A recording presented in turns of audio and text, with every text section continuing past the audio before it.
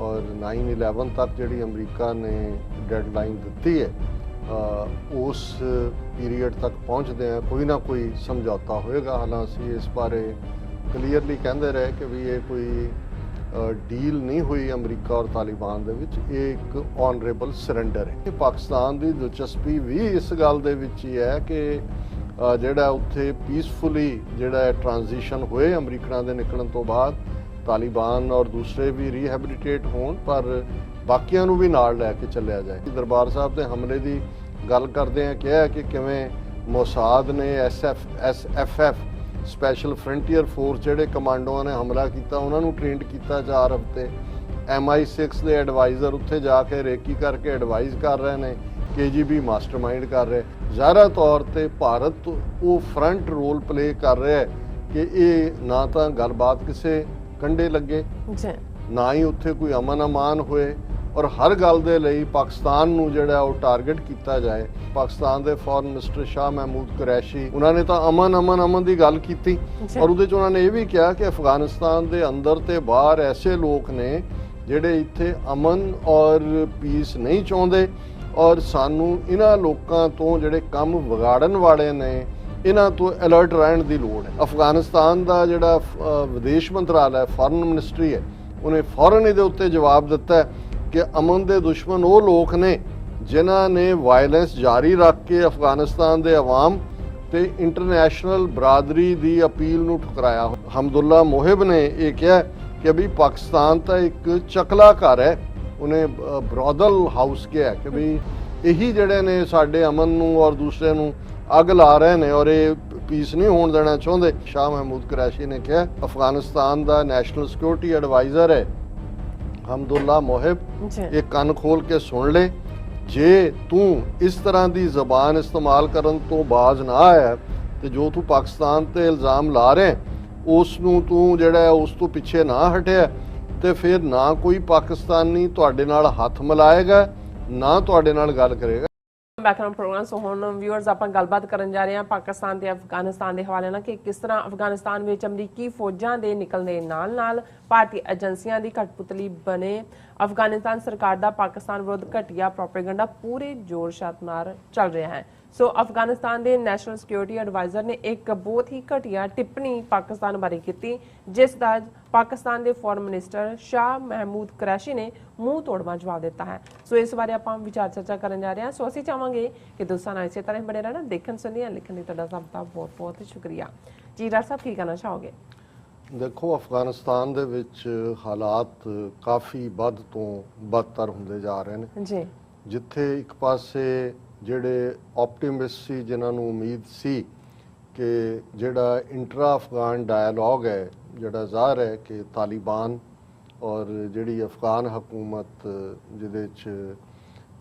अब्दुल्ला शामिल ने और उन्हां दा ਦੇ ਵਿੱਚ आपसी गलबात किसी कंढे लगेगी, और 9/11 तक ਜਿਹੜੀ अमरीका ने डेडलाइन दी है उस पीरीयड तक पहुँचते हैं कोई ना कोई समझौता होएगा। हालांकि इस बारे क्लीयरली कहते रहे कि भी ये कोई डील नहीं हुई अमरीका और तालिबान दे विच, एक ऑनरेबल सरेंडर है जिहड़ा फरवरी 2020 नूं होया, और अमरीका और नैटो फोर्सेस अपने अखीरले जवान और अपनी अखीरली इक्विपमेंट तक उत्थों सेफली कढ़ना चाहुंदे ने, और इवेंचुअली जिहड़ा ऑलरेडी 60-65% टैरीटोरी तालिबान दे कोल है, और उत्थे फैसला जिहड़ा है वो बेशक क्योंकि अफगान सोसाइटी ट्राइबल सोसाइटी है, ताजिक भी ने, उज़बेक भी ने, हज़ारे भी ने, इंटरस्ट भी उत्थे मल्टीनैशनल इंटरस्ट है, चाइना का इंटरस्ट है, चाइना का बॉर्डर अफगानिस्तान नाल लगदा है, उन्होंने सिंहक्यांग प्रोविंस दे विच काफ़ी जिहड़ा है वो ज़्यादती करते हैं उन्होंने नाल, और इस तरह ईरान का भी इंटरस्ट है क्योंकि हज़ारे बहुत सारे शिया ने, फिर बॉर्डर भी लगता है, और जो भी जे स्पिल ओवर होएगी तो वह सारे का इफेक्ट होंगे। पाकिस्तान सब तो ज़्यादा फिक्रमंद है क्योंकि पाकिस्तान का तो सब तो ज़्यादा बॉर्डर लगता है, और यही नहीं कि पाकिस्तान का बॉर्डर लगता है, पाकिस्तान का सूबा खैबर पख्तूनख्वा जिथे उही पश्तून कबीले जिहड़े अद्धे इस पासे ने अद्धे उस पासे ने, और पाकिस्तान दे विच एक स्टेज ते 5 तो 6 मिलियन जिहड़े अफगान रिफ्यूजी आके बैठे अजे भी काफ़ी वड्डी गिणती च उत्थे ने। ਸੋ ਕੁੱਲ ਮਿਲਾ ਕੇ ਜ਼ਾਹਰ ਹੈ ਕਿ ਪਾਕਿਸਤਾਨ ਦੀ ਦਿਲਚਸਪੀ ਵੀ ਇਸ ਗੱਲ ਦੇ ਵਿੱਚ ਹੀ ਹੈ ਕਿ ਜਿਹੜਾ ਉੱਥੇ ਪੀਸਫੁਲੀ ਜਿਹੜਾ ਟ੍ਰਾਂਜੀਸ਼ਨ ਹੋਏ ਅਮਰੀਕਨਾਂ ਦੇ ਨਿਕਲਣ ਤੋਂ ਬਾਅਦ, ਤਾਲਿਬਾਨ ਔਰ ਦੂਸਰੇ ਵੀ ਰੀਹੈਬਿਲਿਟੇਟ ਹੋਣ, ਪਰ ਬਾਕੀਆਂ ਨੂੰ ਵੀ ਨਾਲ ਲੈ ਕੇ ਚੱਲਿਆ ਜਾਏ। ਲੇਕਿਨ ਇਹਦੇ 'ਚ ਵੀ ਕੋਈ ਸ਼ੱਕ ਨਹੀਂ ਹੈ ਕਿ ਜਿਹੜੀ ਭਾਰਤ ਦੀ ਹਕੂਮਤ ਅਸ਼ਰਫ ਗਨੀ ਹੋਏ ਜਾਂ ਅਬਦੁੱਲਾ ਹੋਏ, ਇਹ ਤਾਂ ਭਾਰਤੀ ਏਜੰਸੀਆਂ ਦੀ ਖੇਡ ਰਹੇ ਨੇ। ਕਿਤੇ ਨਾ ਕਿਤੇ ਇਸ ਦੇ ਵਿੱਚ ਇਜ਼ਰਾਈਲ ਦਾ ਕੀ ਰੋਲ ਹੈ ਜਾਂ ਹੋਰ ਕਿਹਨਾਂ ਮੁਲਕਾਂ ਦੀਆਂ ਏਜੰਸੀਆਂ ਦਾ ਰੋਲ ਹੈ, ਇਹ ਤਾਂ ਕਦੇ ਪਤਾ ਨਹੀਂ ਲੱਗਦਾ। ਕਿਉਂਕਿ ਸਾਰੀ ਹੁਣ ਜੇ ਅਸੀਂ ਦਰਬਾਰ ਸਾਹਿਬ ਦੇ ਹਮਲੇ ਦੀ ਗੱਲ ਕਰਦੇ ਹਾਂ, ਕਿਹਾ ਕਿ ਕਿਵੇਂ ਮੋਸਾਦ ਨੇ SFF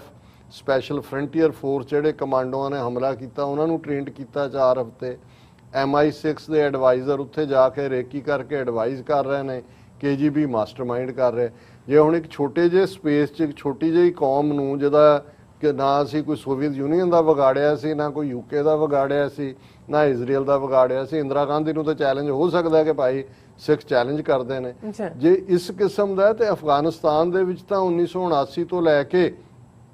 ਹੁਣ ਤੱਕ 40 ਸਾਲ ਤੋਂ ਕਿੰਨਾ ਕੁਝ ਵਾਪਰ ਰਿਹਾ, ਉਹਦੇ 'ਚ ਕਿੰਨਿਆਂ ਦੇ ਇੰਟਰਸਟ ਜੁੜੇ ਹੋਏ ਨੇ। ਫਿਰ ਉਹ ਗੇਟਵੇ ਵੀ ਬਣ ਜਾਂਦਾ ਹੈ ਸਾਰਿਆਂ ਦੇ। ਉਸ ਹੁਣ ਤਾਂ ਅਮਰੀਕਾ ਚਾਈਨਾ ਜਿਹੜੀਆਂ ਨਵੀਂ ਕੋਲਡ ਵਾਰ ਸ਼ੁਰੂ ਹੋਈ ਹੈ, ਉਹਦੇ 'ਚ ਉਹਦਾ ਇੱਕ ਅਫਗਾਨਿਸਤਾਨ ਦਾ ਵੀ ਪਾਕਿਸਤਾਨ ਦੇ ਨਾਲ ਇੱਕ ਅਹਿਮ ਰੋਲ ਬਣ ਜਾਂਦਾ ਹੈ।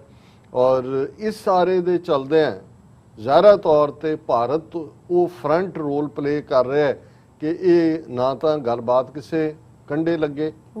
ਨਾ ਹੀ ਉੱਥੇ ਕੋਈ ਅਮਨ ਅਮਾਨ ਹੋਏ, ਔਰ ਹਰ ਗੱਲ ਦੇ ਲਈ ਪਾਕਿਸਤਾਨ ਨੂੰ ਜਿਹੜਾ ਉਹ ਟਾਰਗੇਟ ਕੀਤਾ ਜਾਏ। ਇਹੀ ਕਾਰਨ ਹੈ ਕਿ ਪਾਕਿਸਤਾਨ ਦੇ ਫੋਰਨ ਮਿਨਿਸਟਰ ਸ਼ਾਹ ਮਹਿਮੂਦ ਕੁਰੈਸ਼ੀ, ਜਿਨ੍ਹਾਂ ਨੇ ਪਿਛਲੇ ਦਿਨਾਂ 'ਚ ਯੂਰਪੀਅਨ ਯੂਨੀਅਨ ਵਾਲਿਆਂ ਦੇ ਨਾਲ ਵਰਚੁਅਲ ਕਾਨਫਰੰਸ 'ਚ ਵੀ ਔਰ ਦੂਸਰਿਆਂ 'ਚ ਵੀ ਉਹਨਾਂ ਨੇ ਤਾਂ ਅਮਨ ਦੀ ਗੱਲ ਕੀਤੀ। ਔਰ ਉਹਦੇ 'ਚ ਉਹਨਾਂ ਨੇ ਇਹ ਵੀ ਕਿਹਾ ਕਿ ਅਫਗਾਨਿਸਤਾਨ ਦੇ ਅੰਦਰ ਤੇ ਬਾਹਰ ਐਸੇ ਲੋਕ ਨੇ ਜਿਹੜੇ ਇੱਥੇ ਅਮਨ ਔਰ ਪੀਸ ਨਹੀਂ ਚਾਹੁੰਦੇ, ਔਰ ਸਾਨੂੰ ਇਹਨਾਂ ਲੋਕਾਂ ਤੋਂ ਜਿਹੜੇ ਕੰਮ ਵਿਗਾੜਨ ਵਾਲੇ ਨੇ, ਇਹਨਾਂ ਤੋਂ ਅਲਰਟ ਰਹਿਣ ਦੀ ਲੋੜ ਹੈ। ਹੁਣ ਜ਼ਾਹਰ ਹੈ ਵੀ ਉਹਨਾਂ ਨੇ ਕੋਈ ਭਾਰਤ ਦਾ ਨਾਂ ਨਹੀਂ ਲਿਆ, ਅਫਗਾਨਿਸਤਾਨ ਨੂੰ ਉਹਨਾਂ ਨੇ ਕੁਝ ਨਹੀਂ ਕਿਹਾ, ਪਰ ਅਲਟੀਮੇਟਲੀ ਚੋਰ ਕੀ ਦਾੜੀ ਮੇਂ ਤਿਨਕਾ ਜਿਹਨੂੰ ਕਹਿੰਦੇ ਨੇ, ਅਫਗਾਨਿਸਤਾਨ ਦਾ ਜਿਹੜਾ ਵਿਦੇਸ਼ ਮੰਤਰਾਲਾ, ਫੋਰਨ ਮਿਨਿਸਟਰੀ ਹੈ, ਉਹਨੇ ਫੌਰਨ ਇਹਦੇ ਉੱਤੇ ਜਵਾਬ ਦਿੱਤਾ ਕਿ ਅਮਨ ਦੇ ਦੁਸ਼ਮਣ ਉਹ ਲੋਕ ਨੇ ਜਿਨ੍ਹਾਂ ਨੇ ਵਾਇਲੈਂਸ ਜਾਰੀ ਰੱਖ ਕੇ ਅਫਗਾਨਿਸਤਾਨ ਦੇ ਅਵਾਮ ਤੇ ਇੰਟਰਨੈਸ਼ਨਲ ਬਰਾਦਰੀ ਦੀ ਅਪੀਲ ਨੂੰ ਠੁਕਰਾਇਆ ਹੋਇਆ। ਮਤਲਬ ਉਹ ਪਾਕਿਸਤਾਨ ਦੇ ਉੱਤੇ ਹੀ ਜਿਹੜਾ ਉਹ ਕੱਲਾ ਤਨਜ਼ ਨਹੀਂ ਕੱਸ ਰਿਹਾ, ਔਰ ਇਹ ਕਹਿੰਦਾ ਕਿ ਇਸ ਨਾਜ਼ੁਕ ਮੋੜ ਤੇ ਇਲਜ਼ਾਮ ਲਗਾਉਣ ਨਾਲ ਕੁਝ ਨਹੀਂ ਹੋਣ ਵਾਲਾ, ਔਰ ਅਫਗਾਨਿਸਤਾਨ 'ਚ ਅਮਨ ਹੋਏ ਪਾਕਿਸਤਾਨ ਦੇ ਹਿੱਤ 'ਚ ਹੈ। ਔਰ ਐਸੇ ਲੋਕਾਂ ਨੂੰ ਜਿਹੜੇ ਬਿਆਨਬਾਜ਼ੀਆਂ ਕਰ ਰਹੇ ਨੇ, ਪਾਕਿਸਤਾਨ ਤੇ ਕਹਿ ਰਿਹਾ ਕਿ ਵੀ ਇੰਟਰਨੈਸ਼ਨਲ ਕਮਿਊਨਿਟੀ ਇਹਨਾਂ ਨੂੰ ਆਨਸਰੇਬਲ ਬਣਾਏ ਕਿ ਇਹ ਜਿਹੜੀ ਅਮਨ ਵਾਰਤਾ ਹੈ ਉਸ ਨੂੰ ਅੱਗੇ ਤੋਰਨ। ਔਰ ਇਸੇ ਤਰ੍ਹਾਂ ਉਹਨਾਂ ਦਾ ਇੱਕ ਨਮਤੁੱਲਾ ਕਾਰਿਆਬ ਉਹਨਾਂ ਦਾ ਮੈਂਬਰ ਪਾਰਲੀਮੈਂਟ ਹੈ, ਔਰ ਉਹ ਕਹਿ ਰਿਹਾ ਕਿ ਜੀ ਜਿਹੜਾ ਪਾਕਿਸਤਾਨ ਦੇ ਫੋਰਨ ਮਿਨਿਸਟਰ ਦਾ ਬਿਆਨ ਹੈ, ਇਹ ਅਫਗਾਨਿਸਤਾਨ ਦੇ ਅੰਦਰੂਨੀ ਮਾਮਲਿਆਂ ਦੇ ਵਿੱਚ ਇੰਟਰਫੇਰੈਂਸ ਹੈ, ਦਖਲਅੰਦਾਜ਼ੀ ਹੈ। ਹੁਣ ਮਤਲਬ ਇਸ ਦੇ ਉੱਤੇ ਪਾਕਿਸਤਾਨ ਨੇ ਕਿਹਾ ਉਹ ਭਾਈ ਅਸੀਂ ਤਾਂ ਇੰਨੀਆਂ ਜਾਨਾਂ ਕੁਰਬਾਨ ਕੀਤੀਆਂ ਨੇ, ਇੰਨਾ ਸਾਡਾ ਇਕਨੋਮਿਕਲ ਲਾਸ, ਅਸੀਂ ਫਸੇ, ਅਸੀਂ ਤੁਹਾਡੇ ਕੋਈ ਇੰਟਰਫੇਰੈਂਸ ਨਹੀਂ, ਤੁਸੀਂ ਆਪਣਾ ਸਾਂਭੋ, ਘੱਟੋ ਘੱਟ ਸਾਨੂੰ ਨਾਲ ਨਾ ਘੜੀਸੋ ਆਪਣੀ ਵਾਇਲੈਂਸ। ਹੁਣ ਕਿਸ ਹੱਦ ਤੱਕ ਇਹ ਗੱਲ, ਇਹ ਜੋ ਅਫਗਾਨਿਸਤਾਨ ਦੇ ਅਹੁਦੇਦਾਰ MP ਨੇ ਕੀ ਕਿਹਾ, ਜਾਂ ਜਿਹੜਾ ਬਿਆਨ ਉਹਨਾਂ ਦਾ ਹਮਦੁੱਲਾ ਮੋਹਿਬ ਜਿਹੜਾ ਨੈਸ਼ਨਲ ਸਿਕਿਉਰਿਟੀ ਐਡਵਾਈਜ਼ਰ ਹੈ, ਉਹ ਤਾਂ ਇਸ ਘਟੀਆ ਲੈਵਲ ਤੱਕ ਚਲਾ ਗਿਆ ਕਿ ਉਹਨੇ ਪਾਕਿਸਤਾਨ ਦੇ ਲਈ ਜੋ ਲਫ਼ਜ਼ ਇਸਤੇਮਾਲ ਕੀਤਾ, ਉਸ ਨੇ ਜ਼ਾਹਰ ਹੈ ਕਿ ਸ਼ਾਹ ਮਹਿਮੂਦ ਕੁਰੈਸ਼ੀ ਜਿਹੜਾ ਸੀਜ਼ਨਡ ਹੁਣ ਡਿਪਲੋਮੈਟ ਵਾਂਗ ਬਿਹੇਵ ਕਰਦੇ ਨੇ, ਉਹਨਾਂ ਨੇ ਵੀ ਕਿਹਾ ਕਿ ਵੀ ਇਹ ਤੇਰੀ ਗੱਲ ਜੋ ਹੈ ਮੇਰਾ ਖੂਨ ਖੋਲ ਰਿਹਾ। ਮੈਂ ਉਹਦੀ ਗੱਲ ਕਰਨ ਤੋਂ ਪਹਿਲਾਂ ਇਹ ਜਿਹੜਾ ਇਹਨੇ ਹਮਦੁੱਲਾ ਮੋਹਿਬ ਨੇ ਇਹ ਕਿਹਾ ਕਿ ਵੀ ਪਾਕਿਸਤਾਨ ਤਾਂ ਇੱਕ ਚਕਲਾ ਘਰ ਹੈ, ਉਹਨੇ ਬਰੋਦਲ ਹਾਊਸ ਕਿਹਾ ਕਿ ਵੀ ਇਹੀ ਜਿਹੜੇ ਨੇ ਸਾਡੇ ਅਮਨ ਨੂੰ ਔਰ ਦੂਸਰੇ ਨੂੰ ਅੱਗ ਲਾ ਰਹੇ ਨੇ, ਔਰ ਇਹ ਪੀਸ ਨਹੀਂ ਹੋਣ ਦੇਣਾ ਚਾਹੁੰਦੇ। ਔਰ ਇਸ ਦੇ ਜਵਾਬ ਦੇ ਵਿੱਚ ਕੱਲ ਮੁਲਤਾਨ 'ਚ ਜਿਹੜਾ ਇੱਕ ਪਬਲਿਕ ਰੈਲੀ ਨੂੰ ਐਡਰੈਸ ਕਰਦਿਆਂ ਸ਼ਾਹ ਮਹਿਮੂਦ ਕੁਰੈਸ਼ੀ ਨੇ ਕਿਹਾ ਕਿ ਵੀ ਆ ਜਿਹੜਾ ਅਫਗਾਨਿਸਤਾਨ ਦਾ ਨੈਸ਼ਨਲ ਸਿਕਿਉਰਿਟੀ ਐਡਵਾਈਜ਼ਰ ਹੈ ਹਮਦੁੱਲਾ ਮੋਹਿਬ, ਇਹ ਕੰਨ ਖੋਲ ਕੇ ਸੁਣ ਲੈ, ਜੇ ਤੂੰ ਇਸ ਤਰ੍ਹਾਂ ਦੀ ਜ਼ਬਾਨ ਇਸਤੇਮਾਲ ਕਰਨ ਤੋਂ ਬਾਜ਼ ਨਾ ਆਇਆ ਤੇ ਜੋ ਤੂੰ ਪਾਕਿਸਤਾਨ ਤੇ ਇਲਜ਼ਾਮ ਲਾ ਰਿਹਾ ਉਸ ਨੂੰ ਤੂੰ ਜਿਹੜਾ ਉਸ ਤੋਂ ਪਿੱਛੇ ਨਾ ਹਟਿਆ ਤੇ ਫਿਰ ਨਾ ਕੋਈ ਪਾਕਿਸਤਾਨੀ ਤੁਹਾਡੇ ਨਾਲ ਹੱਥ ਮਿਲਾਏਗਾ, ਨਾ ਤੁਹਾਡੇ ਨਾਲ ਗੱਲ ਕਰੇਗਾ। ਇਹ ਉਹਦੇ ਰਾਹੀਂ ਅਫਗਾਨਿਸਤਾਨ ਦੀ ਲੋਕਾਂ ਨੂੰ ਨਾਲ ਤਾਂ ਕੋਈ ਨਹੀਂ ਹੈ, ਬਿਲਕੁਲ ਇਹ ਉਹਨਾਂ ਨੇ ਜਵਾਬ ਦਿੱਤਾ ਹੈ। ਜੀ ਔਰ ਉਹਨਾਂ ਕਿਹਾ ਕਿ ਵੀ ਪਾਕਿਸਤਾਨ ਨੇ ਇਸ ਤੁਹਾਡੇ ਜਿਹੜਾ ਟੈਰਰਿਜ਼ਮ ਹੈ ਉਹਦੀ ਬਹੁਤ ਕੀਮਤ ਚੁਕਾਈ ਹੋਈ ਹੈ ਔਰ ਹੁਣ ਪਾਕਿਸਤਾਨ ਇਸ ਖਿੱਤੇ ਦੇ ਵਿੱਚ ਅਮਨ ਔਰ ਬਿਲਕੁਲ ਸਟੇਬਿਲਿਟੀ ਚਾਹੁੰਦਾ ਹੈ। ਔਰ ਨਾਲ ਦੀ ਨਾਲ ਉਹਨਾਂ ਨੇ ਕਿਹਾ ਕਿ ਵੀ ਇਹ ਨੰਗਰਹਾਰ ਸੂਬੇ ਦੇ ਦੌਰੇ ਤੇ ਇਹ ਉਹਨਾਂ ਦੇ ਨੈਸ਼ਨਲ ਸਿਕਿਉਰਿਟੀ ਐਡਵਾਈਜ਼ਰ ਨੇ ਗੱਲ ਕਹੀ, ਪਾਕਿਸਤਾਨ ਨੂੰ ਚਕਲਾ ਕਰਕੇ ਇਹ ਉਹਨਾਂ ਨੇ BBC ਵੌਇਸ ਆਫ ਅਮਰੀਕਾ ਦੇ ਨਾਲ ਇੰਟਰਵਿਊ 'ਚ ਵੀ ਕਿਹਾ। ਔਰ ਨਾਲ ਦੀ ਨਾਲ ਉਹਨਾਂ ਨੇ ਕਿਹਾ ਕਿ ਭਾਈ ਹੁਣ ਖੂਨ ਸਾਡਾ ਖੋਲ ਰਿਹਾ ਔਰ ਇਹਦੇ ਲਈ ਤੁਹਾਨੂੰ ਅਸੀਂ ਅਨਸਟੇਬਲ ਬਣਾਵਾਂਗੇ। ਔਰ ਨਾਲ ਦੀ ਨਾਲ ਇਹ ਕੁਰੈਸ਼ੀ ਨੇ NSA ਦੇ ਉੱਤੇ ਕਿਹਾ ਕਿ ਤੁਹਾਨੂੰ ਸ਼ਰਮ ਆਣੀ ਚਾਹੀਦੀ ਹੈ, ਕੋਈ ਕਹੇ ਜਾਂ ਨਾ ਕਹੇ ਕਿ ਮੈਂ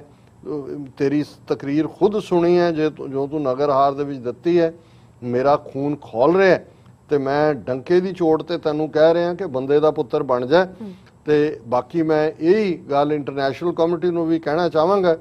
ਕਿ ਵੀ ਜੇ ਇਹਨਾਂ ਦਾ ਵਰਤਾਰਾ ਇਹੀ ਰਿਹਾ ਫਿਰ ਇਹਦੇ ਕਨਸੀਕੁਐਂਸਿਸ ਲਈ ਇਹ ਖੁਦ ਜ਼ਿੰਮੇਵਾਰ ਹੋਣਗੇ, ਅਮਨ ਦਾ ਮਾਹੌਲ ਵਿਗਾੜਨ ਦੇ ਲਈ ਵੀ ਇਹ ਇਵੇਂ ਹੀ ਜ਼ਿੰਮੇਵਾਰ ਹੋਣਗੇ। ਔਰ ਇਹਦੇ ਨਾਲ ਹੀ ਉਹਨਾਂ ਨੇ ਆਪਣੀ ਮੁਲਤਾਨ ਦੀ ਸਪੀਚ ਇਹ ਵੀ ਕਿਹਾ ਕਸ਼ਮੀਰੀਆਂ ਦੇ ਹਵਾਲੇ ਨਾਲ ਕਿ ਵੀ ਮੈਂ ਇਹ ਵਾਅਦਾ ਕਰਦਾ ਕਿ ਜਿਸ ਤਰ੍ਹਾਂ ਮੈਂ ਫਲਸਤੀਨੀਆਂ ਲਈ ਲੜਿਆ, ਜੇ ਮੈਨੂੰ ਰੱਬ ਨੇ ਵਕਤ ਦਿੱਤਾ ਤੇ 2022 ਚ ਸਾਰੇ ਇਸਲਾਮਿਕ ਵਰਲਡ ਦੇ ਫੋਰਨ ਮਿਨਿਸਟਰਸ ਦਾ ਇਜਲਾਸ ਮੈਂ ਇਸਲਾਮਾਬਾਦ ਸੱਦਾਂਗਾ ਔਰ ਉਹਦੇ ਚ ਅਸੀਂ ਕਸ਼ਮੀਰ ਦਾ ਮੁੱਦਾ ਰੱਖਾਂਗੇ ਕਿਉਂਕਿ ਕਸ਼ਮੀਰੀਆਂ ਦਾ ਮੁੱਦਾ ਸੱਚ ਤੇ ਇਨਸਾਫ ਦਾ ਹੈ ਜਿਹੜਾ ਉਹਨਾਂ ਦੇ ਸਾਹਮਣੇ ਰੱਖਿਆ ਜਾਏਗਾ। ਸੋ ਮੈਂ ਸਮਝਦਾ ਕਿ ਬਈ ਅਸੀਂ ਇਸ ਸਟੈਂਡ ਦੀ ਤਾਰੀਫ ਵੀ ਕਰਦੇ ਹਾਂ ਔਰ ਮੈਂ ਸਮਝਦਾ ਵੀ ਹੁਣ ਇਹ ਵਕਤ ਆ ਗਿਆ ਹੈ ਕਿ ਪਾਕਿਸਤਾਨ ਇਹ ਬਿਲਕੁਲ ਜਿਹੜਾ ਉਹ ਡਿਪਲੋਮੈਟਾਂ ਦੀ ਜ਼ਬਾਨ ਚੋਂ ਨਿਕਲ ਕੇ ਇਹ ਜਿਹੜੇ ਉਹਨਾਂ ਨੇ ਇੰਡੀਅਨ ਏਜੰਸੀਆਂ ਨੇ ਆਪਣਾ ਫਰੰਟ ਅਸ਼ਰਫ ਗਨੀ ਔਰ ਇਹ